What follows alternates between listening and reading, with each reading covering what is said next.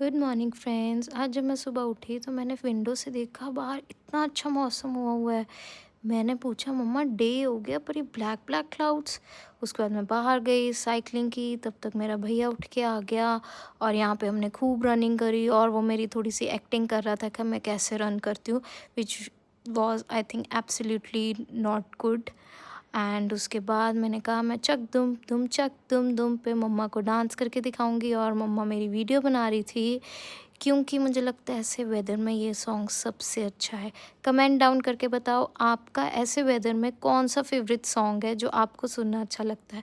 Till then okay bye.